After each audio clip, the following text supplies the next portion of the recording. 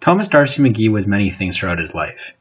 He was an influential Irish nationalist, an American journalist, a prominent Catholic, a father of Canadian Confederation, a contentious Irish politician, a conservative, and the victim of an assassination that is still discussed today. Each of these milestones defines McGee to this day, and it is difficult to determine which elements hold more prominence in his life. McGee is known on both sides of the Atlantic for very different reasons, and his vast allegiances all combined to create controversy after his death in 1868. D'Arcy McGee, as he is more commonly known, was born in Carlingford in 1825, where he resided until he was 8 when the family moved to Wexford. Here, his father was a Coast Guard and McGee flourished in school. He excelled in Irish history, taking particular interest in Anglo-Irish tensions, English occupation, and Irish rebellion. These interests were likely amplified by his own family history. His mother taught him some Irish history and likely gained this interest from her own father, who was a bookseller.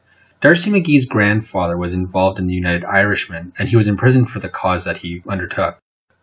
McGee's mother passed on these influences to Thomas, and it was obvious that he had a special bond with her.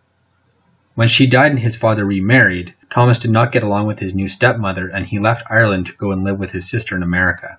D'Arcy McGee's childhood influences left an indelible mark upon him, which he carried for the rest of his life. Even when he immigrated to Rhode Island in 1842, McGee upheld his Irish roots. At just 17 years of age, McGee was appointed as a staff member of the Boston Pilot, which at the time was New England's primary Catholic newspaper. He later became the newspaper's editor and published 2 books about Irish nationalism, one which focused on Daniel O'Connell's Nationalist Circle, and one which centered on the United Irishmen. He was always dedicated to Irish nationalism and focused on Irish influences in both the United States and across the Atlantic. His work with the Pilot made waves among nationalist circles in Ireland, which were impressed with the quality of his writing and his dedication to their cause. This popularity led him home in 1845 when he took a position at the Freeman's Journal.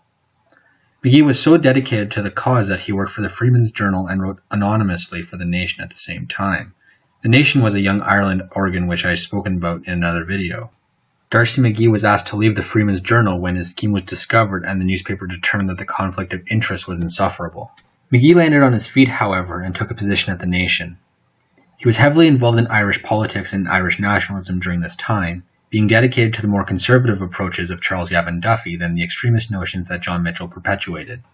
All of this success, however, was short-lived. The nation's prosperity was directly linked to the nationalist movement, and these nationalists were increasingly scrutinized in 1847-1848. As an editor for The Nation, it was nearly impossible for McGee not to get mixed up in the conflict.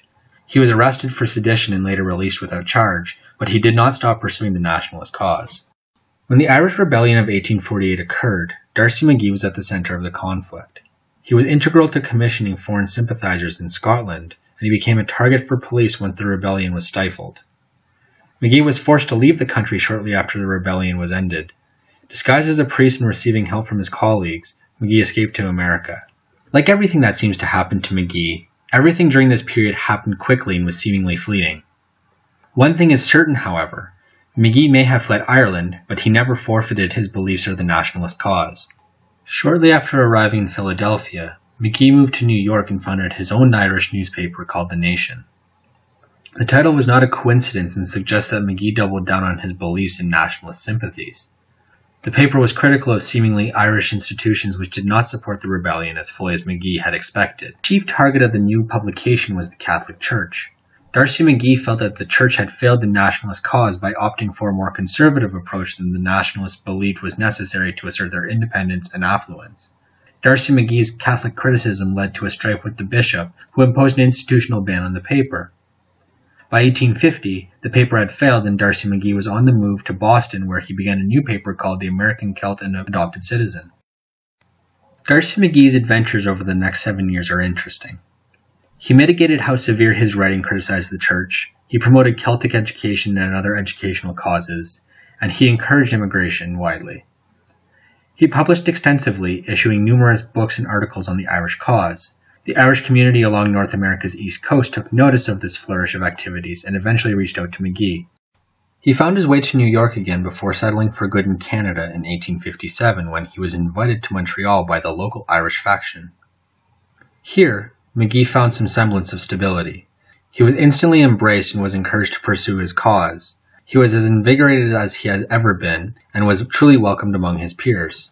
Almost as soon as he had landed, Darcy McGee began a new paper called The New Era, which obviously suggests his own optimism about his new position in the community.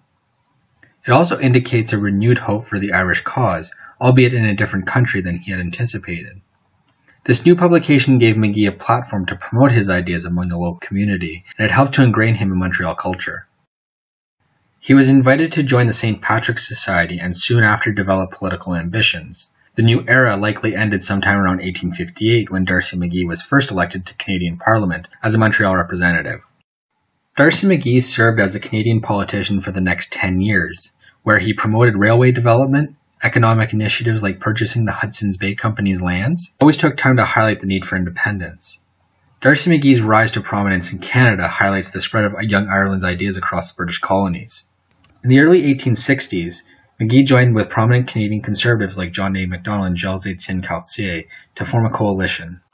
Many of young Ireland's conservative principles formed the basis of this coalition, which grew to promote the Dominion of Canada.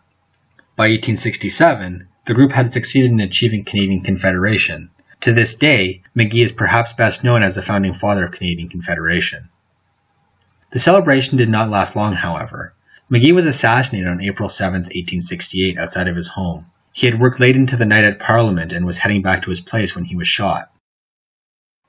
The official verdict is that Patrick J. Welland executed the Fenian plot to depose McGee, who even after all that had happened in Ireland denounced extremist Fenian views in favor of more conservative young Ireland nationalist principles. Welland was tried and hanged for the crime, and the event, both the assassination and the trial, have been commemorated in plays and novels, most notably as part of Jane Urquhart's novel Away. There has been some dispute about Welland's involvement in the crime. For the longest time, it was rumored that the murder had been a Protestant plot, not a Fenian one. More recent evidence from 1972 suggests that the bullet that killed McGee is consistent with Welland's gun. So even if Welland did not pull the trigger, he was likely part of the group that did. Some still maintain, however, that the Protestant group commissioned the order. McGee was so well regarded among his circles that he was given a state funeral to commemorate his contributions to Canadian society. He had worked hard to achieve his goals of achieving independence, and he was fittingly rewarded with one of Canada's highest honours after his death. Today there stands a building commemorating McGee near the site that he was assassinated at. Darcy McGee is undoubtedly one of the most notorious Irish expats. His history still holds intrigue today, and he certainly left his mark on Irish and Canadian heritage. Darcy McGee achieved much despite his short life. He influenced the birth of a new wave of Irish nationalism. He helped to establish Canada as its own nation with a distinct parliament, and his assassination remains a significant event in Canadian history. He even maintains a great fascination for historians today, and he is well worth investigating further. Thank you for listening. If you want to find some more sources on this subject, I suggest starting at the Irish Dictionary of National Biography and the Waterloo Directory. Wikipedia also holds some information on McGee, but I would suggest using caution wherever Wikipedia is involved.